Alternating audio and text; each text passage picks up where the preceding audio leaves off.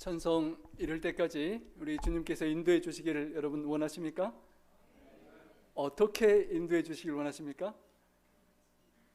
여러분 오늘 이렇게 어른이 성인이 되셔서 이제 이렇게까지 여러분 부모님께서 여러분을 어떻게 인도해 오시고 키워 오셨습니까? 좀 우리 부모님은 정말 자상하고 나를 아들, 딸을 공주 왕자처럼 잘해 주셨다는 부모님 계십니까? 혹시 우리 부모님 좀 너무 엄하셔서 매도 많이 때리고 정말 고생을 많이 시키고 그런 부모님이셨다는 부모님 계십니까? 예, 저희 부모님은 가끔 둘 다 있었네요. 어머님하고 아버님하고 좀 섞인 것 같은데요. 여러분 어느 부모님이 있었습니다.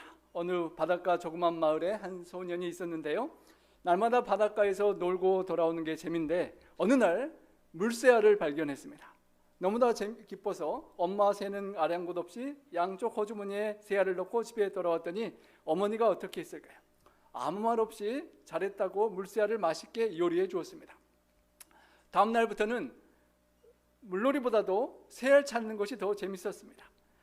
계속 새알을 그렇게 주워 왔었고 어머니가 맛있게 해줬는데 하루는 새알이 보이지 않는 것이었습니다.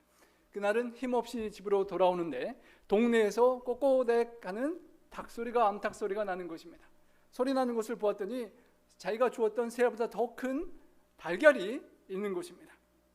별 생각 없이 그 아이는 달걀을 집어다가 집으로 가져갔고 엄마는 또 별말 없이 달걀을 맛있게 프라이를 해 주었습니다.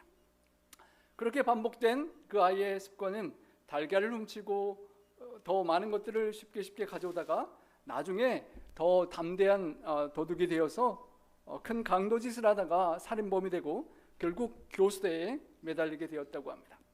사형이 집행되기 전에 아들이 죽는 것을 안타까워 울고 있는 어머니에게 이렇게 그가 말했다고 합니다. 어머니, 제가 어린 시절에 물새알이나 달걀을 가져왔을 때 저를 그냥 이쁘다고만 하지 마시고 좀 훈계해 주셨더라면, 징계해 주셨더라면 이렇게 되지 않았을지도 모르겠네요 라고 하는 안타까운 말을 남겼다고 합니다. 여기 한 어머님은 아이 19명을 키운 어머님입니다. 정말 19명 대단하죠? 하나도 쉽지 않은데 이 엄마가 아이들에게 사과를 하나씩 다 나누어 주었습니다. 그리고 남은 것은 애들이 손대지 않게 높은 선반 위에 올려두었습니다. 그런데 존 웨슬리라는 그 아이가 더 먹고 싶은 욕심에 엄마 몰래 의자를 놓고 올라가서 사과를 꺼내 훔쳐 먹었습니다. 나무 새알 훔친 것도 아니고 나무집 달걀 훔친 것도 아닌데 우리 집 사과인데 하나 더 먹으면 어떻습니까? 아이고 우리 아들 먹고 잘 커라 그러면 될 것 같은데 그 엄마 수산나가 그 사실을 알고서는 불러다가 따끔하게 혼냈다고 합니다.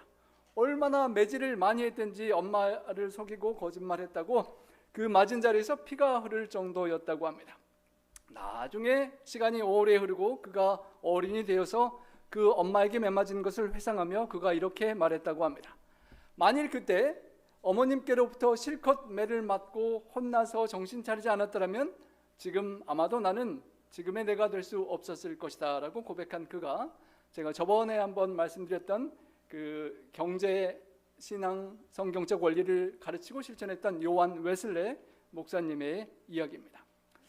여러분, 어떤 하나님, 우리 하나님을 아버지로 부르는데 하나님께서 우리 천성 집에 이를 때까지 우리를 어떻게 해주셨으면 좋겠습니까?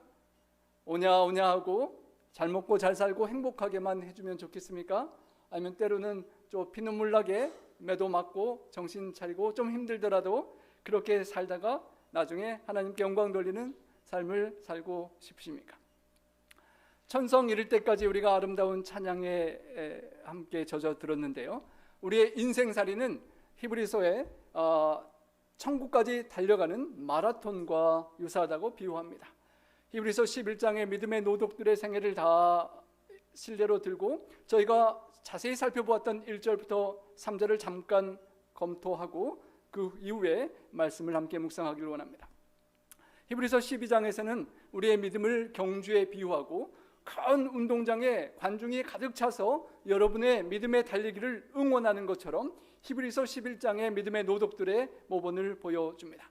그 믿음의 노독들과 우리의 믿음의 선조들이 우리를 응원하는 관중으로 함께 있고 그 허다한 둘러싼 증인들이 있는 앞에서 우리가 하늘을 향하여, 천성을 향하여 믿음의 경주를 달려가고 있다는 것입니다. 그 천성을 향하여 달려가는 경주에 있어서 잘 달리기 위해서 무거운 것들을 다 내버리고 얽매이기 쉬운 죄, 달려가기 힘들게 하는 죄를 다 벗어버리고 가벼운 몸차림으로 하늘을 향하여 달려가도록 권면하였습니다. 그리고 달려가되 힘들고 지칠 때 인내하고 우리 앞에 당한 경주를 참아내고 견디면서 계속 달려가야 한다라고 말하면서 인내하는 방법을 2절에 이렇게 말합니다. 믿음의 주요 또 온전케 하시는 이인 예수를 바라보자. 우리 믿음의 경주를 시작하게 해주신 사랑의 주님, 그리고 우리가 온전히 그 믿음의 경주를 천성 이룰 때까지 맞출 수 있도록 도와주시고 완전케 해주시는 그 예수님을 바라보며 달려가면 인내할 수 있다는 것입니다. 왜냐하면 예수님께서 먼저 우리 앞에 달리셨고 그 앞에 있는 기쁨을 믿음으로 바라보시고 소망 속에 십자가의 고난을 참으시고 부끄러움을 개의치 아니하시고 지금은 하늘 보좌 우편에 앉으시고 지금도 믿음의 경주를 달려가는 우리를 위하여 중보 기도하고 계시기 때문이라고 말하는 것입니다. 그리고 3절을 우리 함께 한번 읽어보겠습니다. 너희가 피곤하여 낙심하지 않기 위하여 죄인들이 이같이 자기에게 거역하는 일을 참으신 일을 생각하라. 여러분 마라톤 경주를 해보신 분도 계실 것이고 마라톤 않더라도 우리 인생 경주를 지금까지 살아오신 경주가 여러분 쉬우십니까? 좀 힘들고 지치십니까? 뜨거운 여름에 온도도 올라가고 여러분 피곤하고 낙심되는 그럴 때가 있으셨을 것입니다. 그럴 때 죄인들이 자기에게 예수님께 거역하고 불순종하고 고통을 드렸던 일을 참으신 그 주님의 십자가의 사랑을 생각하라는 것입니다. 못된 아들, 딸들이 아버지의 뜻을 어기고 불순종하며 거역한 것도 참고 인내하시며 훈육하시는 하늘 아버지를 생각하라는 것입니다. 천성에 이를 때까지 하나님께서 주시기를 원하는 메달, 우리 한국 부모님들이 자녀들을 훈련을 특수 훈련을 시켜가지고 금메달을 많이 따게 만들죠. 여러 올림픽에서 금메달을 따게 만들기 위하여 자녀들을 엄청난 훈련을 시키는데 우리 하나님께서 우리에게 세상의 금메달과 비교할 수 없는 의의 면류관, 영광의 면류관, 영원한 생명의 면류관, 썩지 않을 면류관, 기쁨의 면류관을 여러분에게 주기를 원하시며 그 하나님께서 우리의 삶을 어떻게 인도하시는지 우리 함께 생각해보며 우리의 삶의 은혜를 함께 받기를 원합니다. 이어지는 말씀입니다. 4절 너희가 죄와 싸우되 아직 피 흘리기까지는 대항하지 아니하고. 히브리서의 편지를 받는 회중들이 죄악과 싸우는 믿음의 생활을 시작했습니다. 우리가 10장에 살펴보았던 것처럼 어려움에 처하고 믿음 때문에 감옥에 갇힌 사람들과 함께하며 그들의 고통에 동참하고 자신들의 재산을 손해보고 잃는 그런 경제적인 핍박까지 감당하면서 죄악과 싸우고 있는데 아직 피 흘리기까지 십자가에 달려 피 흘려 돌아가신 주님처럼만큼은 아직 죄와 싸우지 못하고 있다라고 말하는 것입니다. 그 당시에 원형 경기장에서 서로 칼을 들고 싸우는 글래디에이터를 연상하게 하는 그런 본문입니다. 승리를 쟁취하기 위해서는 내가 죽든 상대방이 죽든 한 사람이 죽어야만 끝나는 그 싸움에서 혼신을 다해 싸우고 피를 흘리더라도 죄의 상대의 적을 물리쳐야만 하는 그런 전쟁, 영적 싸움을 말하는 것입니다. 생명을 걸고 죄와 싸워야 하늘까지 믿음으로 또 가는 길에 그 영적인 비유를 하면서 그런 그 믿음의 싸움 과정에 과연 어떻게 해야 되는지 하나님 아버지께서 우리 아들, 딸들에게 어떻게 대하시는지를 이렇게 이야기합니다. 또 아들들에게 권하는 것 같이 너희에게 권면하신 말씀도 잊었도다. 여러분 자녀들에게 무슨 말하면 잘 기억하고 실천하나요? 아니면 자꾸 잊어먹고 언제 말했느냐고 또 그러나요? 저는 과거였댔는지 저도 그랬겠죠. 애준에게 아무리 말해도 잘 안 먹히고 잊어먹고 자꾸 반복하게 되는데요. 하나님께서 우리에게 권면하는 말씀들을 우리가 잊고 살아가지 않는지 기억해야 하는데요. 하나님께서 우리에게 들려주신 말씀 앞에 우리가 두 가지 반응을 보일 수가 있습니다. 내 아들아 주의 징계하심을 경히 여기지 말며 꾸지람을 받을 때에 낙심하지 말라. 경히 여길 수도 있고 반대로 낙심할 수 있다는 두 가지 상황을 이야기합니다. 여기 본문에 징계한다라는 단어가 헬라어 원어로 파이데이아라는 어린이라는 파이디온이라는 단어에서 나온 단어인데요. 여러분 소아과를 피디아트릭스라고 그러죠. 그래서 소아과라는 단어가 나온 그 어린이입니다. 그 어린이가 성숙한 아버지와 같은 책임을 지는 어른으로 인생의 책임을 감당할 수 있도록 그렇게 길러내는 그 과정이 징계요, 훈육이고 교육이고 교정과 훈련이 된다는 그런 의미를 포함한 단어인 것입니다. 하나님께서 천생까지 이르게 하고 우리에게 세상 금메달과 비교할 수 없는 하늘의 면류관을 씌워주시기 위하여 말씀을 주시고 권면을 하시는데 우리가 두 가지 반응, 잘못된 극단에 빠지면 안 된다는 것입니다. 첫 번째는 하나님께서 말씀하시는 권면과 징계를 경홀히 여긴다는 것입니다. 별것 아닌 것처럼 생각하고 가볍게 생각하고 신중하게 생각하지 않고 하나님께서 책망하시거나 나를 꾸짖으시거나 나에게 세미한 음성으로 말씀해 주실 때 그것을 무시하고 그냥 내 살고 싶은 대로 살아가는 모습인 것입니다. 여러분 자녀들을 때려보시고 손주들을 훈계를 해보셨을 텐데 어떤 자녀가 더 맞습니까? 잘못했다고 빨리 비는 아이가 더 맞나요? 아니면 때리려면 때려보세요, 당신 아들이 죽지 내 아들이 죽습니까? 라고 맞는 애들이 더 맞습니까? 잘 빌지 않고 버틴 애들이 더 많이 맞죠? 하나님께서 우리에게 어떤 사랑의 징계를 하실 때 우리도 하나님 앞에 얼른 반응을 보이는 지혜가 필요한 것입니다. 잠언 23장 13, 14절에 아이를 훈계치 아니치 말라. 채찍으로 그를 때릴지라도 죽지 아니하리라. 채찍으로 때리면 그 영혼을 음부에서 구원하리라 라는 말씀을 빌리 그레함 목사님은 잘 알았던 것 같습니다. 그 목사님에게 큰 딸이 있었는데요. 이름이 안네 로츠라는 그런 딸입니다. 어렸을 때에 잘못을 저질러서 어머니 루스 여사가 매를 들었다고 합니다. 그러니까 그 딸이 말하기를 엄마 내가 잘못하신 것이 아니고 내 안에 이 나쁜 마귀가 있는데 그놈이 잘못하게 했어요. 그러니까 저는 때리지 말라는 말이죠. 그랬더니 엄마가 이렇게 말했습니다. 나도 알아. 그 마귀 녀석을 너에게서 쫓아내려고 때리는 거야 라면서 그 엄청나게 회초리를 때렸다고 합니다. 그런데 매를 맞고 좀 정신을 차리는 것 같더니 2시간 후에 또 잘못을 저질러서 엄마가 다시 한번 매를 들었습니다. 그때 딸이 이렇게 말했다고 합니다. 엄마가 아까 그 때렸던 마귀란 놈이 벌써 엄마 매보고 밖으로 도망갔어. 그러니까 때릴 필요가 없다라고 그렇게 애교를 부리고 엄마한테 잘못했다고 빨리 그렇게 애교를 부렸다고 합니다. 그리고 엄마가 차마 때릴 수가 없어서 그때는 때리지 않으셨다고 하는데요. 하나님께서 우리에게 성령의 세미한 음성으로 무언가 말씀을 주시고 우리를 사랑해서 매를 드시는 것 같을 때 우리가 그렇게 빨리 하나님께 반응하고 변화를 가져오면 어쩌면 더 많은 매가 필요 없고 하나님 뜻을 우리의 삶 속에 이룰 수도 있을 것입니다. 속히 회개하고 돌이키고 올바른 생명의 길로 가기를 원하시는 것이 하나님의 목적이기 때문입니다. 때로는 내 삶에 경제적인 큰 손실을 입거나 때로는 갑작스러운 사고를 당하거나 또 질병이 내 건강을 해치거나 의지하고 믿었던 사람들로부터 실망과 배신을 당하거나 그런 관계가 깨트려지고 수많은 고통과 아픈 상황들이 벌어질 때 하나님께서 그 다양한 상황 속에 나에게 무슨 마음과 뜻을 가지시고 이 삶을 허락하시는지 잘 생각해 보고 하나님께 기도하고 하나님을 바라보고 하나님께 돌이켜야 한다는 것입니다.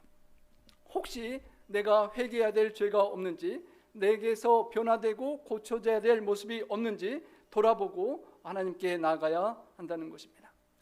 반대로 두 번째로 정반대의 잘못을 할 수 있는 것은 첫 번째는 하나님의 공교를 그냥 경홀히 무시하는 것이고 반대는 그것을 받되 너무 중하게 받아서 낙심되고 절망할 수 있는 그런 모습입니다. 하나님께서 징계하시고 책망하시는 것이 사랑 때문이 아니라 나에게 대해서 정말 화가 나셨나? 미워하시나? 나에게 죄에 대해서 벌을 내리고 복수하시는가라는 그런 잘못된 생각과 절망에 빠져서 희망을 잃어버리고 에이 모르겠다 하고 될 대로 되라 하면서 더 죄의 길로 갈 수가 있는 그런 모습이라는 것입니다. 율법의 말씀이 우리를 정죄하고 사탄 마귀가 야, 너 그렇게 살면서 어떻게 하나님 앞에 나가느냐, 하나님이 너 그렇게 사니까 제대로 한번 벌 주셨지, 너 하나님께서 미워하여 버리셨는데 무슨 낯짝으로 하나님께 나아가겠느냐라고 그렇게 사탄이 우리에게 송사하는 것입니다. 정반대로 그런 하나님의 사랑을 오해하고 잘못된 길로 가서는 안 되는 것입니다. 여러분, 퍼니시먼트와 디스플린은 차이가 있습니다. 퍼니시먼트, 처벌하는 것과 디스플린, 훈육과 징계는 다릅니다. 처벌의 목적은 복수를 하는 것이고 훈육의 목적은 덕과 의를 키워내는 것입니다. 하나님의 처벌이라면 그 벌은 영원한 멸망이겠지만 하나님의 훈육은 또 그것을 단기간에 변화시키고 품성을 다듬어서 하나님의 뜻대로 사용하기를 원하시는 것입니다. 처벌한다고 할 때 하나님은 심판자이시지만 훈육하시는 것은 하나님은 우리의 아버지이신 것입니다. 최후 처벌의 대상은 사탄과 그의 자식들이지만 훈육의 대상은 하나님의 아들, 딸들에게 하는 훈육입니다. 처벌은 비난하는 것이 목표지만 훈육은 그를 통하여 의의 열매를 맺는 것이 목표입니다. 내 삶에 고난과 어려움이 있을 때에 그것이 하나님의 퍼니시먼트가 아니라 하나님의 디스플린일 수 있음을, 하나님의 사랑이 그 배경에 있음을 우리가 기억하고 거기에 올바로 반응해야 한다는 것입니다. 하나님께로 속히 회개하고 돌아가고 자포자기의 마음이 아니라 그러면 그럴수록 더욱 하나님을 향해 돌아가서 하나님께 원하시는 뜻을 찾고 구하고 순종해가는 그런 삶을 살아야 한다는 것입니다. 시편 42편 5절의 말씀 한번 함께 읽어보겠습니다. 내 영혼아, 내가 어찌하여 낙심하며 어찌하여 내 속에서 불안해하는가. 너는 하나님께 소망을 두라. 그가 나타나 도우심으로 말미암아 내가 여전히 찬송하리로다. 인생이 힘들고 고난에 처할 때 낙심하고 불안해하지 말라는 것입니다. 사랑으로 그 과정을 함께 하시고 함께 아파하시는 하나님께 소망을 두면 도와주시는 하나님 덕분에 이겨내고 승리하고 찬송하게 될 것이라는 것입니다. 왜냐하면 주님께서 그 사랑하시는 자를 징계하시고 받아들이시는 아들마다 딸마다 채찍질하시기 때문이라는 것입니다. 인생이 때로 징계를 받는 것 같고 채찍에 맞는 것 같을 때 아프고 힘들고 괴롭지만 그 뒤에 사랑하시는 아버지가 계신다는 것을 우리가 믿고 알고 바라볼 수 있다면 우리는 믿음으로 이겨낼 수가 있는 것입니다. 이사야 63장 9절에는 이렇게 표현했습니다. In all their affliction, he was afflicted. 하나님께서 그들의 모든 환난에 동참하셨다라고 번역되었는데요, 그들이 겪는 모든 고난과 아픔의 그 과정을 함께 아파하시면서 갔다는 것입니다. 여러분, 우리들이 비록 죄인이지만 자녀들을 매를 들고 훈육하고 교육시킬 때 자녀들이 아파하는 모습 속에 부모님들이 얼마나 더 마음 아프셨던 기억이 있으실 것입니다. 하나님 아버지께서 우리의 삶을 바라보시고 우리가 거쳐가는 인생의 시련의 고통을 겪고 있을 때 하나님께서 우리보다 사랑이신 하나님께서 훨씬 더 아파하시고 우리의 환난과 아픔에 동참하시는 하나님이심을 기억할 때 그 시련의 과정을 하나님의 사랑의 은혜에 힘입어서 힘차게 이겨나가야 할 것입니다. 너희가 참음은 징계를 받기 위함이라. 앞부분에서도 인내로 믿음의 경주를 하라고 했는데요, 참고 인내하며 때로는 하늘 본향을 향하여 달려가는 경주에 필요한 그 훈육의 징계를 인내하며 참아내며 잘 받아야 한다는 것입니다. 왜냐하면 하나님이 우리를 아들과 같이 대우하시기 때문이라는 것입니다. 여러분, 아들 대우 받으시고 싶으십니까? 아니면 사생아 대우를 받고 싶으십니까? 아들, 딸이죠. 근데 여러분, 아들 대우가 좋은 것만 쉬운 것만은 아니라는 것입니다. 어느 아버지가 어찌 아버지가 징계하지 않는 아들이 있으리요. 아버지는 아들을 징계합니다. 아들의 미래를 위해서 훈육합니다. 제가 예전에 방학이 돼서 나름 마음고생을 하는데요, 우리 선교사들을 3개월 같이 활동하면서 여름방학 준비와 계획을 아무것도 할 틈과 여유가 없다가 방학이 탁 오니까 예준이 할 프로그램들을 다 놓쳐버리고 시기를 놓쳤습니다. 그래서 너무도 시간이 남아도는 예준이를 제가 혼자 좀 뭘 가르쳐 보려고 틈틈이 뭘 시켜보고 많은 노력을 하고 있습니다. 예준이가 사생하면 제가 그렇게 신경 쓰지 않겠죠. 아버지가 있기 때문에 아들에게 뭔가 징계하고 훈육하고 하는 것입니다. 우리 인생에 하나님의 아들, 딸인 우리가 살아가면서 어떤 겪는 과정들이 하나님의 아들, 딸 대우라는 것을 잊지 않고 기억해야 한다는 것입니다. 여러분, 고양이의 자녀가 좋습니까? 사자의 아들, 딸이 좋겠습니까? 사자 아들 대우 받고 싶으시죠? 사자 아들 대우가 이러면 어떻겠습니까? 그 무서운 이빨로 콱 이렇게 물면 다 잡아 죽이는 그 무서운 사자가 사자 아들 대우를 받으려면 때로는 사자의 그 입에 물려서 이렇게 움직여 놓는 그런 대우를 받아야 사자 아들 대우입니다. 여러분, 독수리 자녀 대우가 좋습니까? 우리 참새 자녀 대우가 좋습니까? 독수리 자녀 대우 받고 싶으시죠? 우리가 잘 알듯이 독수리가 어렸을 때부터 어떤 훈련과 고난을 받으면서 비행을 하게 되는지 독수리의 자녀의 왕중왕, 새의 왕중왕의 자녀의 대우는 특별한 것입니다. 하나님께서 우리를 하나님의 아들, 딸의 대우를 해주시는데 그것은 아주 쉽고 편안하게 안락하게 잘 먹고 잘 살다가 멸망하는 길이 아니라 힘들고 어렵지만 십자가를 지고 주님과 함께하는 십자가의 길의 대우가 하나님의 아들의 대우라는 것입니다. 징계는 다 받는 것이거늘 너에게 없으면 사생자요 친아들이 아니니라. 여러분, 혹시 나는 너무도 인생이 잘 풀리고 돈도 많고 건강도 좋고 모든 것이 잘 되고 아무 걱정 없이 정말 좋기만 하다면 혹시 내가 친아들 친딸이 맞는지 잠깐 생각해 보아야 한다는 것입니다. 잠언 29장 17절에도 내 자식을 징계하라 그리하면 너를 평안하게 하겠고 또 내 마음에 기쁨을 주리라 말씀하셨습니다.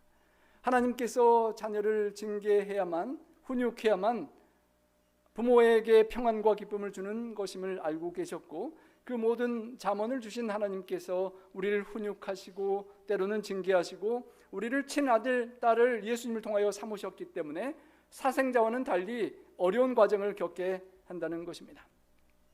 여러분, 돼지를 키우는 사람이 특별한 훈련을 징계를 하는 것을 보신 적이 있으십니까? 요새는 돼지도 잘 훈육시켜서 이렇게 쇼를 하고 그러는데요, 그런 특별한 돼지 말고 일반적인 돼지에게는 훈육을 하지 않습니다. 그냥 너 멋대로 마음대로 먹고 그냥 살만 비둥비둥 찌면 근만 무게만 많이 나가면 나중에 도살해서 돈만 벌면 되니까 별 교육할 필요가 없는 것입니다. 하지만 여러분, 딸이나 손주가 돼지처럼 막 먹고 하면 여러분 어떠시겠습니까?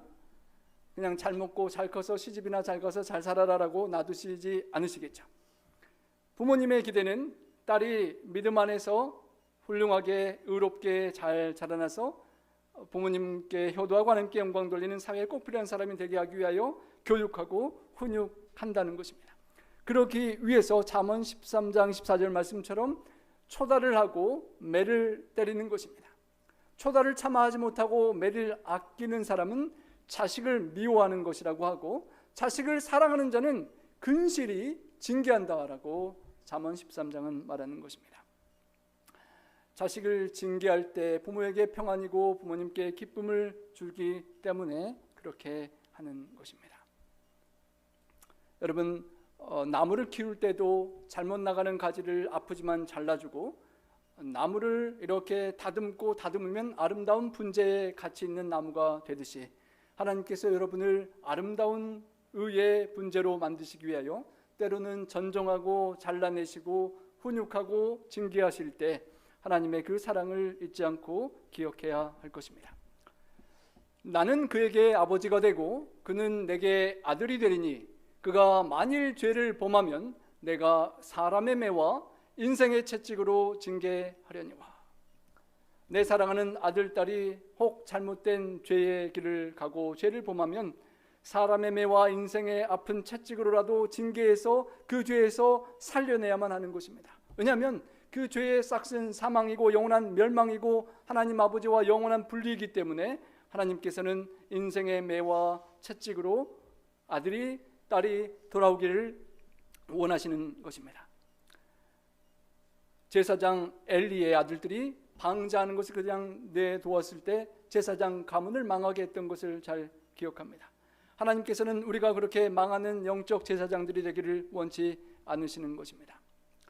또 우리 육신의 아버지가 우리를 징계하여도 공경하였거든 하물며 모든 영의 아버지께 더욱 복종하며 살려하지 않겠느냐. 우리 육신의 부모님께서 우리를 훈육하고 징계하실 때 우리가 때로는 아쉬움을 느낄 때도 있었겠지만 그래도 부모님을 공경하고 나름 잘 따랐던 것을 기억합니다. 때로는 부모님께서 실수로 잘못 판단하고 잘못된 훈육을 하실 때도 있지만 그것이 부모님이 우리를 향한 사랑이라는 것을 우리가 이해하기 때문에 공경하고 따르려고 노력하는 것입니다. 하물며 모든 영의 아버지 하나님께 더욱 복종하며 우리가 살려고 노력해야 하지 않겠느냐 하는 것입니다. 잠시 본인들의 뜻대로 징계하셨던 육신의 부모님과 비교할 수 없이 모든 것을 아시는 하나님께서 우리의 최선의 유익을 위하여 하나님의 거룩하심에 참여할 수 있도록 하나님의 품성을 본받고 하나님의 형상을 담고 하나님의 그런 모습을 세상에 비추며 살기를 원하셔서 우리의 유익을 위하여 영원한 유익을 위하여 징계하시는 하나님을 생각할 때 우리가 더욱 순종하며 하나님을 따라야 하지 않겠느냐 하는 호소인 것입니다. 때로는 육신의 부모님은 잘못 판단해서 동생이 잘못했는데 첫째가 괜히 맞을 때가 있습니다. 억울할 때가 우리 장남 장녀들은 있으시죠. 그래도 우리는 부모님 마음을 이해하고 그렇게 따르지 않습니까? 영적인 부모이신 우리 하나님께서 그런 실수 없이 하나님께서 우리를 의로 공의로 훈육하실 때 사랑으로 징계하실 때 우리 하나님의 눈물을 함께 볼 수 있고 우리에게 허락하시는 그 인생의 고난과 시련 뒤에 하나님께서 함께 아파하시고 흘리시는 눈물을 우리가 믿음으로 볼 수 있기를 소망합니다. 무릇 징계가 당시에는 즐거워 보이지 않고 슬퍼 보이나 후에 그로 말미암아 연단받은 자들은 의와 평강의 열매를 맺느니라. 여러분, 우리가 훈육 받았을 때도 그렇지만 분명 훈육 받는 것이 재밌고 좋은 것은 아닙니다. 슬픈 일이고 아픈 일이고 즐겁지 않은 징계입니다. 하지만 그 과정을 통과하고 믿음으로 인내하고 참아내면 연단받은 이후에 우리는 의와 평강의 열매를 맺게 된다는 것입니다. 하나님의 품성을 담고 하나님의 모습을 세상에 비추며 아버지께 영광을 돌리게 되는 것입니다. 그런 어려움을 당할 때 슬프고 고통스럽고 외롭고 괴로울 때 속히 회개하고 기도하고 하나님께 돌아가서 하나님의 뜻을 따르고 순종하며 의와 평강의 열매를 우리 모두가 맺을 수 있기를 간절히 소망합니다. 여러분, 조그만 아기가 비록 입에 쓰더라도 그 쓰디 쓴 치료제를 먹여야만 아이가 나을 수 있다면 그 아픈 약을 부모님은 먹여야 하는 것입니다. 때로는 우리가 이해하지 못하더라도 하나님은 그 훈육을 하셔야 하는 것입니다. 제 아이가 외아들이라 걱정이 기도가 많은데요. 외아들이라고 하고 싶은 대로 다 해주고 그렇게 오냐만 하고 그냥 왕자처럼만 키우면 커서 어떻게 될까요? 자기 하고 싶은 대로 세상에 나가서도 다 되는 줄 알고 직장에서 사람들과 화해하지 못하고 결혼해서 부인에게도 잘 못할 것이고 세상에서 그렇게 문제 많은 아이가 되고 말 것입니다. 하나님께서도 우리를 왕의 아들이지만 딸이지만 진정한 왕이 될 수 있도록 훈육하고 다듬으시고 그렇게 교육하시길 원하신다는 것입니다. 북극 탐험대의 한 사람인 존 프랭클린이 어느 날 눈과 빙산 사이에서 추위에 떨며 잠든 일행을 그 눈 속에서 발견했습니다. 탐험 대장이 너무도 잘 아는 인생 경험으로서 그 사람들이 그 눈 속에서 30분만 그렇게 방치해두면 얼어서 죽고 의식이 없어져서 죽어버리는 것을 그는 알고 얼른 흔들어 깨웠습니다. 그런데 그들이 이렇게 대답했다고 합니다. 아이고 가만히 좀 놔두세요. 여러분 일요일날 아침에 잠 깨우는 아내나 남편에게 말하는 것처럼 나 그냥 가만히 놔두라고, 조금만 더 자야 되겠다고, 조금만 더 쉬고 일어나서 갈 테니까 가만히 좀 놔두시라고 그렇게 말했다고 합니다. 너무도 안타까워서 옆에서 30분여를 지켜보고 깨어나기를 기다렸지만 그들은 더 잠에 빠지고 일어나지 않았다고 합니다. 30분여 지나서 다시 한번 깨우는데 이제 반응도 별로 없어서 탐험대장이 어떻게 했을까요? 말로 안 되니까 이제 손으로 막 치고 때리고 발로 차고 막 폭력을 써서 그 사람들을 깨웠다는 것입니다. 원치 않고 깨어나고 싶지 않은 단잠에 그 추위의 노곤한 속에 빠져드는 그 대원들을 치고 때리면서 정신 차리게 해서 깨워서 가까스로 그 사람들을 저 오두막까지 인도해서 데리고 가서 그들을 다 살려낼 수 있었다는 것입니다. 여러분 그냥 때리고 발로 차는 것을 비디오로 그 장면만 찍어 놓았다면 이 사람이 무슨 탐험대장이 이런가, 우리 대원들을 이렇게 폭력으로 죽이려고 하는가라는 폭력적인 탐험대장이겠지만, 가만히 놔두면 죽을 수밖에 없는 대원들을 어떻게 해서라도 살려가려는 대장의 그 상황과 속마음을 안다면 대원들은 감사히 그 징계와 폭력을 기쁘게 받을 수 있었을 것입니다. 하나님께서 반복해서 말씀하시는 것입니다. 때로는 우리가 그 모든 픽처를 다 하나님처럼 볼 수는 없지만 하나님께서 우리에게 미래와 희망과 생명을 주시고자 때로는 어려운 훈육을 하신다고 말씀하시는 것입니다. 그러므로 그 하나님의 사랑을 기억하면서 결과적으로 피곤한 손과 연약한 무릎을 일으켜 세우라고 합니다. 여러분 인생 힘든 삶을 살다 보면 참 피곤하시죠. 무릎이 연약해지죠. 제가 그랜드 캐년을 모르고 한번 저 밑에 내려갔다가 올라오는데 무릎이 얼마나 아프고 연약한지 도저히 몸은 가는데 무릎이 안 움직여서 정말 그렇게 고생했던 기억이 납니다. 인생에 천성을 향해 가는 길에 우리 무릎이 연약해지고 손은 피곤해지고 신앙생활하는 것이 쉽지 않고 힘들어서 그냥 낙심하고 푹 처져 있고 싶을 때가 있을 것입니다. 그럴 때 그런 하나님의 사랑을 기억하고 다시 일으켜 세우고 일어나라는 것입니다. 이 말씀은 이사야 35장 3절의 배경입니다. 너희는 약한 손을 강하게 하며 떨리는 무릎을 굳게 하며 보라 너희 하나님이 오사 너희를 구하시리라. 우리를 훈육하시는 하나님의 사랑을 바라보고 기억하면 하나님께서 우리를 강하게 해주시고 굳세게 해주실 것입니다. 너희 발을 위하여 곧은 길을 만들어 저는 다리로 하여금 어그러지지 않고 고침을 받게 하라. 지친 발, 연약해진 무릎을 위하여 도저히 그 무릎으로 가다가는 넘어지고 자빠지고 하는 상황 속에 곧은 길을 만들고 어그러지지 않고 고침을 받아서 힘차게 의의 대로를 하나님과 함께 걸어가라라고 그렇게 권면하는 것입니다. 또 이 본문의 배경의 말씀은 잠언 4장의 말씀입니다. 그렇게 가기 위하여 우리가 할 수 있는 방법은 훈육하시는 아버지의 말에 귀를 기울이고 눈을 그 말씀에 집중하고 그 말씀을 듣고 기억하며 살면 그 말씀이 우리에게 생명이 되고 육체의 건강이 된다고 하셨습니다. 내 눈을 바로 보고 내 눈꺼풀은 내 앞을 곧게 살펴서 내 발이 행할 길을 평탄하게 하며 내 모든 길을 든든하게 하라. 좌로나 우로나 치우치지 말고 내 발을 악에서 죄에서 떠나게 하라. 하나님께서 원하시는 의의 길로 평탄하게 행할 길을 든든히 하나님의 말씀에 의지하여 걸어가라고 말씀하시는 것입니다. 하나님께서 자식을 징계할 때 평안과 기쁨을 주는 것을 잘 아시고 우리 모두를 필요할 때마다 훈육하시고 징계하십니다.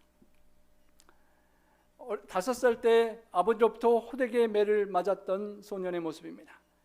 호기심으로 교회 헌금 주머니에서 동전하나를 훔쳤던 소년인데 그날의 실수로 교훈 삼아서 평생 단 한 번도 남의 것에 손대지 않고 정직한 삶을 살기 위해 노력했던 소년입니다. 살아가면서 땀 흘리지 않고 거액의 수입을 벌 수 있는 몇 번의 기회가 왔었다고 하는데 그는 아버지의 매를 기억하고 그것을 단호히 거부했다고 합니다. 그 소년의 정직성은 갈수록 빛을 발했고 훗날 그가 미국의 대통령에 당선되었는데 그가 이 바로 대통령입니다.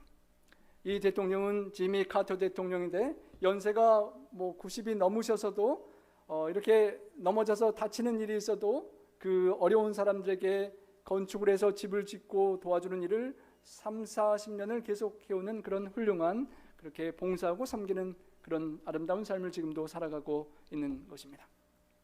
여러분, 우리가 다 이해할 수 없는 하나님의 그런 섭리가 있습니다. 우리가 이해할 수 없는 고난과 시련의 이유가 있습니다. 과연 하나님께서 나의 삶에 이런 힘겨운 것과 어려운 것을 허락하시는 그 디시플린의 이유가 무엇인지, 때로는 하나님께서 우리를 커렉션하기 위하여 잘못된 길로 가는 것을 바로잡고 올바르게 해서 하나님의 길로, 생명의 길로 돌이키기를 원하시는 모습일 수도 있습니다. 잘못된 길을 고치지 않으면 사망과 멸망과 죄악의 길로 가기 때문에 커렉션하는 그런 훈육일 수도 있습니다. 요한계시록 3장 19절 말씀 함께 읽어보겠습니다. 무릇 내가 사랑하는 자를 책망하여 징계하노니 그러므로 내가 열심을 내라 회개하라. 잘못된 길을 가면, 사망의 길을 가면 책망하고 징계하고 때려서라도 회개하고 돌이켜서 사망의 길에서 생명의 길로 가게 하시는 하나님이 아니신지 생각해 보아야 합니다. 두 번째로 하나님이 훈육하시는 이유 중에 또 하나의 모습은 프리벤션, 예방 차원의 것일 수도 있습니다. 여러분, 손주가 수영장에서 잘 노는 것을 보면서 손주가 수영장에 나도 잠깐 안 볼 때 빠져 죽는 것을 예방하기 위하여 우리는 펜스를 쳐야 합니다. 해변에서 아이가 재밌게 놀지만 아빠가 잠시 안 보는 사이에 물에 빠져 죽을까 봐 우리는 애가 원치 않아도 그 손을 꽉 잡고 더 이상 물 가까이에 가지 못하게 잡아야만 하는 것입니다. 하나님이 보실 때, 내가 볼 때는 세상 쾌락이고 재밌고 좋은 것 같고 일확천금을 횡재하는 것 같지만 하나님 보실 때 잘못될 것 같으면 하나님은 그것을 붙잡고 원치 않는 길을 막으시는 것입니다. 사도 바울이 교만해지지 않도록 하기 위하여 하나님께서 사도 바울에게 그가 받은 것이 지극히 크기 때문에 사단의 사자를 주시고 육체의 가시를 허락하셔서 바울이 3번이나 하나님께 기도하면서 그 가시를 빼어달라고 했지만 하나님께서 허락하지 않으셨던 것이 그가 그것 때문에 교만하고 자고하여 하나님으로부터 멀어지지 않도록 프리벤션 차원에서 그렇게 하셨던 것을 또한 기억합니다. 때로는 내 삶에 있는 고난이 하나님께서 우리가 잘못된 교만과 죄악의 길로 가지 않도록 예방하시는 것이 아닌지도 생각해 볼 수 있을 것입니다. 마지막으로 하나님의 훈육은 또 교육적인 측면이 있습니다. 욥이 모든 이해할 수 없는 고난을 통과하고 욥기 42장 5절에 이렇게 고백했었습니다. 제가 전에는 죽게 대하여 귀로만 들었었는데 이제 그 모든 고난을 통과한 이후에, 훈육 이후에 이제는 눈으로 주님을 바라보게 됩니다. 그리고 아직도 그것을 깨닫지 못하는 사람들을 위하여 기도하고 그 사람들에게 진정으로 가르쳐 줄 수 있는 사람으로 깨닫는 그런 교육을 하나님께 받는 모습도 보게 되는 것입니다. 여러분, 인생이 불시련을 통과하는 것처럼 참으로 아프고 괴롭고 힘겨울 때 욥의 고백을 기억해야 할 것입니다. 욥기 5장 17절에 우리 함께 읽어보겠습니다. 볼지어다 하나님께 징계받는 자에게는 복이 있나니 그런즉 너는 전능자의 경책을 업신여기지 말지어다. 징계가 어렵지만 하나님과 함께 통과하면 축복이 됩니다. 정련소를 통과하는 금이 뜨거운 불을 통과하고 아름다운 정금으로 나오는 것처럼 우리 모든 성도님들의 삶이 그런 고난이 없이 하나님의 은혜 속에 축복 속에 살아가야 하겠지만 때로는 원치 않게 이런저런 모습으로 삶의 시련과 고난이 다가올 때 하나님께서 허락하시는 그 시련을 통과하고 정금처럼 그렇게 나오고 우리 하나님께, 아버지께 영광을 돌리고 평강과 기쁨을 돌리는 우리 모두가 될 수 있기를 간절히 바라며 말씀 드리겠습니다.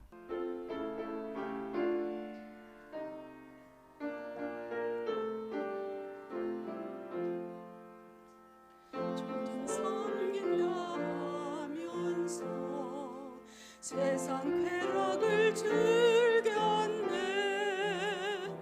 주의 사랑 전했으나 죄를 더욱 사랑했네. 아는 말과 간비한 벌거벗은 나의 영혼, 주님 돌아왔습니다. 내 눈물을 보옵소서.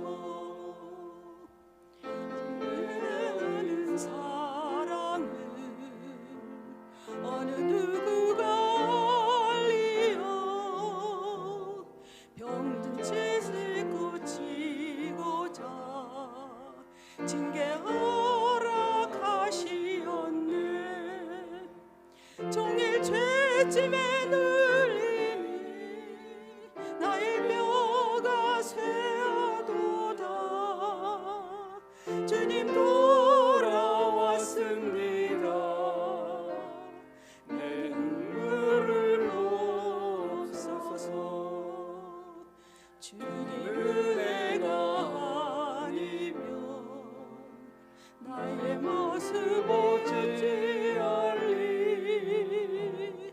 매인 사슬 물어주리.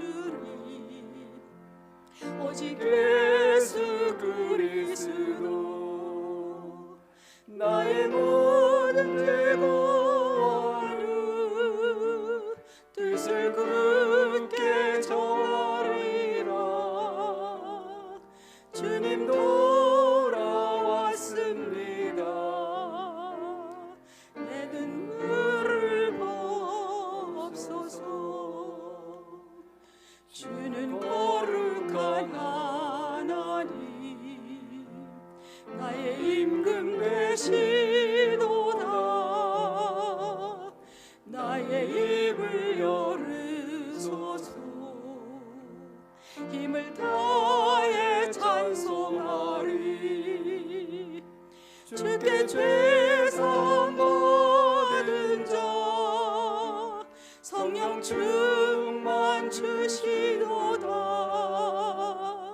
주님 돌아왔습니다. 내 생명을 받으소서. 사랑의 아버지 하나님, 저희가 주님께 다시 한번 돌아가기를 원합니다. 이 땅에 고난과 아픔이 많은, 시련과 고통이 많은 세상이지만 우리를 사랑하시고 그 고통을 허락하시는 가운데 함께 아파하시고 더욱 아파하시는 하나님 아버지의 사랑을 다시 한번 기억하게 하시니 감사하며 그 사랑의 아버지 품으로 다시 한번 돌아가기를 고백합니다. 하나님의 성령의 세미한 음성이 들릴 때 때로는 그 음성을 경홀히 여기고 내가 하고 싶은 대로, 내가 가고 싶은 대로 세상 죄악과 쾌락의 길로 갔었던 과거를 회개하며 하나님 그 죄악의 허전함을 뒤로 하고 참된 기쁨을 주시는 하나님께로 돌아가기를 소망합니다. 하나님, 때로는 사탄이 고소하며 정죄하며 율법이 우리를 누를 때 죄책감의 모든 것이 절망되지만 그 모든 죄짐을 대신 지시고 십자가에 돌아가신, 어쩌면 그 모든 징벌과 책망을 우리 대신 받으신 주님의 십자가의 사랑 때문에 주님의 은혜를 힘입어 주님 앞에 하나님 아버지 품으로 돌아갑니다. 하나님, 불쌍하게 여기신 그 하나님의 사랑 기억하고 다시는 아버지께 더 이상 아픔을 드리지 아니하고 아픔 중에 훈육하시고 매를 드시며 눈물을 흘리시는 하늘아버지의 사랑 기억하고 앞으로의 우리의 남은 생에는 아버지께 평강을 드리고 아버지께 기쁨만 돌리는, 탕자가 아닌 아버지께 영광을 돌리는 아버지의 독생자 예수 그리스도처럼 살아갈 수 있도록 도와주시옵소서. 하나님, 우리의 삶과 재능과 물질과 모든 생명을 하나님께 다시 드리길 원하오니 받으시고 남은 생에 아버지의 뜻대로 아버지께만 영광 돌리고 하늘 천성 이를 때까지 훈육으로 인도하시고 징계로 연단하시는 하나님과 함께 십자가를 지고 믿음으로 단대히 하나님과 함께 살아갈 수 있도록 저의 또한 한 주간의 삶을 인도하여 주시옵소서. 우리 구주 예수님 성 오지하여 간절히 축원하옵나이다. 아멘.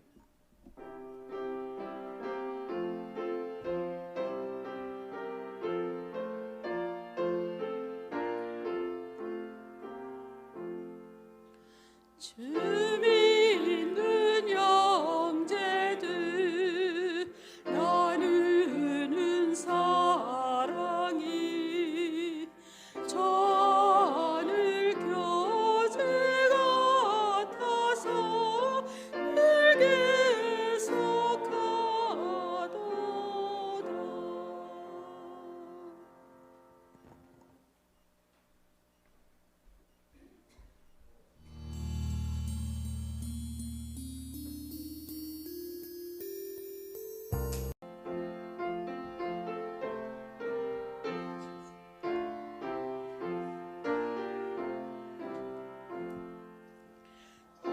늘 위해 천군과 땅에 사는 성도들 성부 성자 성령께 영광 찬송 드리세 영광 찬송 드리세. 사랑의 아버지 하나님, 온 우주와 함께 이 창조와 구속의 기념일 안식일에 저희들을 주님의 품 안에 모아주시고 하나님께 영광과 찬송 드리게 하시니 감사합니다. 이 시간 우리 모든 성도님들 한 분 한 분에게 함께 해주시고 어루만져 주시며 위로하시고 새로운 소성케 하는 힘을 주셔서 주님의 임재하시는 사랑을 더욱 가까이 느끼고 하나님의 말씀과 임재의 힘 속에 또 힘차게 세상으로 나아갈 수 있도록 저희와 함께 하시고 예배를 통하여 영광 받아 주시옵소서. 우리 구주 예수님 성 오지하여 간절히 기도하옵나이다.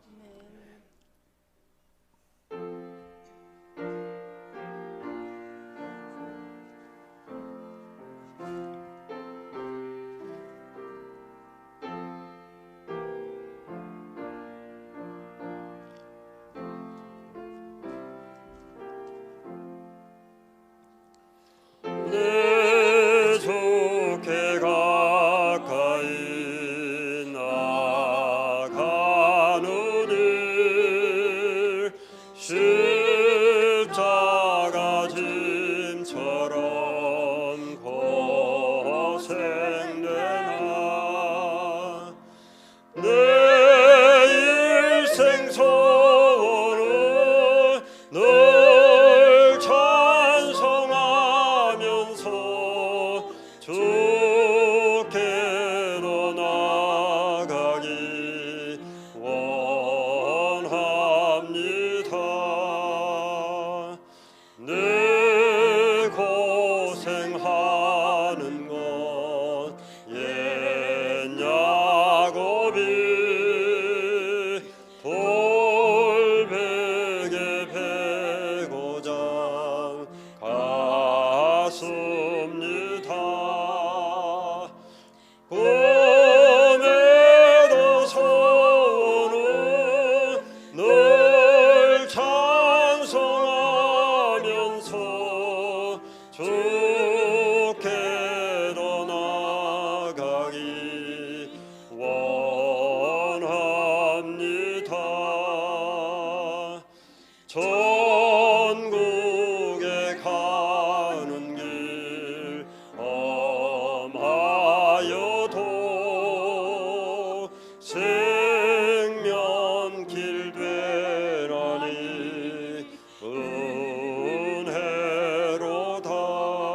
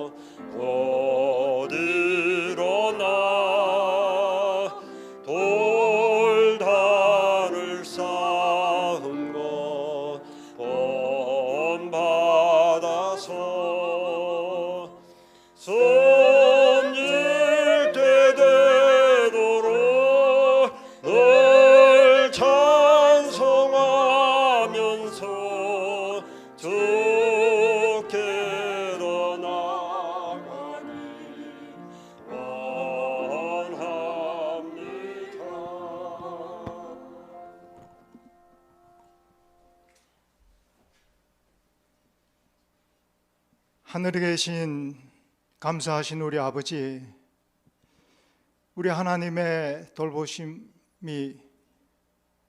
너무 커서 그 은혜를 인하여 참으로 감사합니다. 우리가 다 기억할 수도 없고 우리가 말할 수도 없는 이 무한한 크신 은혜에 더하여 저희들을 주님의 전으로 인도하신 축복을 인하여 감사합니다.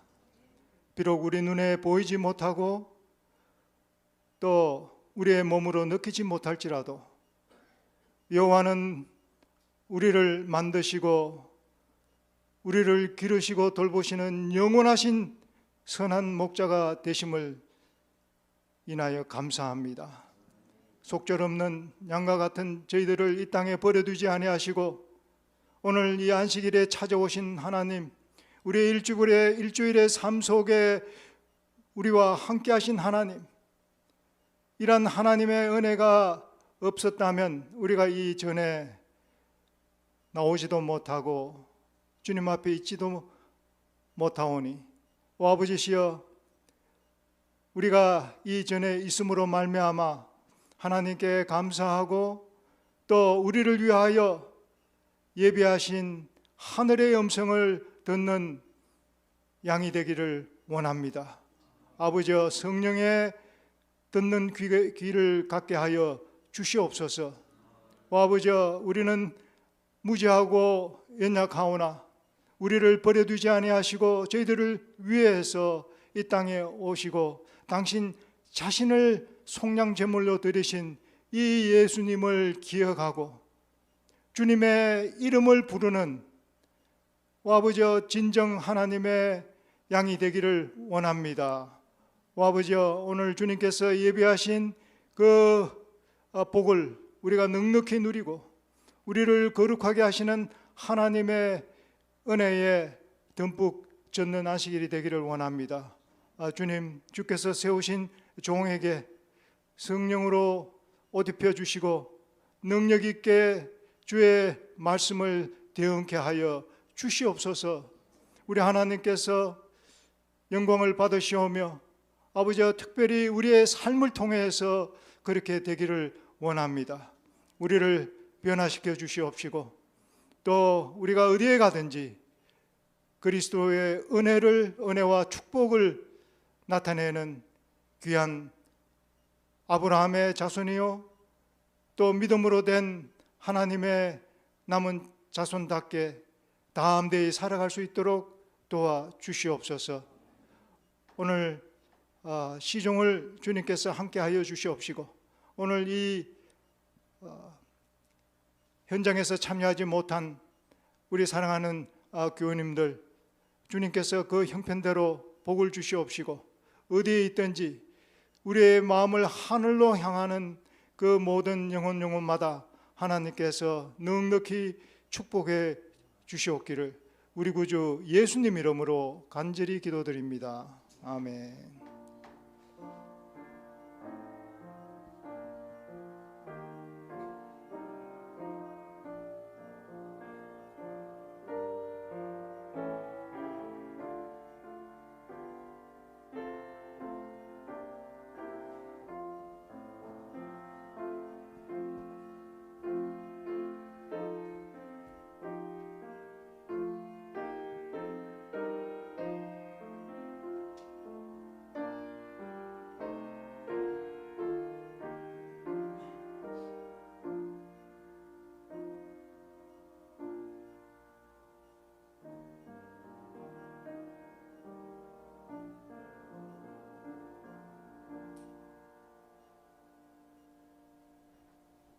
안녕하십니까?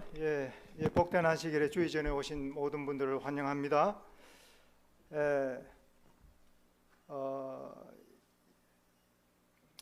잠깐 광고 드리겠습니다.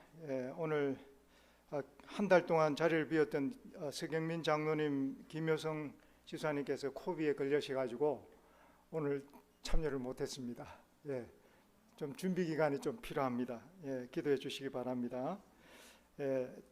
졸업 시즌인데 우리 문병욱 장로님 가정의 손주들 중고등학교 졸업 축하드립니다. 문병욱 장로님도 무사히 돌아오셨습니다. 오늘 점심을 준비해 주신 문영옥 이순자 집사님께 감사를 드립니다. 그리고 어제 저녁에 광고했습니다만 우리가 야외 예배 이후에 야외용 접는 의자가 주인을 찾고 있습니다. 혹시 잃어버리신 분은 찾아가시기 바랍니다. 그리고 아직도 계속 전쟁이 끝나지 않고 있습니다. 우크라이나 난민들과 세계 평화를 위해서 우리가 기도를 쉬지 않기를 바랍니다. 그리고 오늘 소사 해외 장학 지원에 여러분께서 잘 모를 수도 있겠는데요. 혹시 플라이가 필요하신 분들은 제가 준비하겠습니다. 필요하신 분들은 받아가시면 자세한 내용을 알 수가 있습니다. 오늘 온라인으로 해외 장학 지원의 영상 세미나가 있습니다. 참여해 주시기 바랍니다. 그리고 7월 달에는 정말 우리가 잊지 말아야 할 큰 행사가 있는데요. 서부 야행회입니다. 서부 야행회가 한 주일 끝나고 나면 이어서 한 주일 동안에 또 동부 야행회가 있습니다. 그리고 우리 교회 직원회에서 결의한 내용인데요. 참 그동안에 수건이었던 노스베이 교회 예배소 조직 예배가 일정이 나왔습니다. 8월 6일 다음 달 8월 6일 안식일 오후 4시에 노스베이 교회 예배소 조직 예배가 있습니다. 많은 분들이 참여해 주시기 바랍니다. 이상 광고를 마칩니다. 잠시 후에 예배가 시작되겠습니다.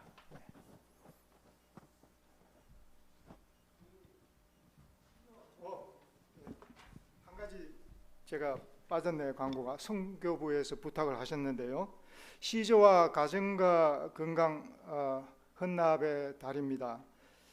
아직 헌납하지 않으신 분들이 있기 때문에 좀 부족한 것 같습니다. 헌납하지 않은 분들은 형편대로 꼭 헌납해 주시기 바랍니다. 서약만 하시면 됩니다. 나중에 그 대금은 나중에 지불하셔도 됩니다. 감사합니다.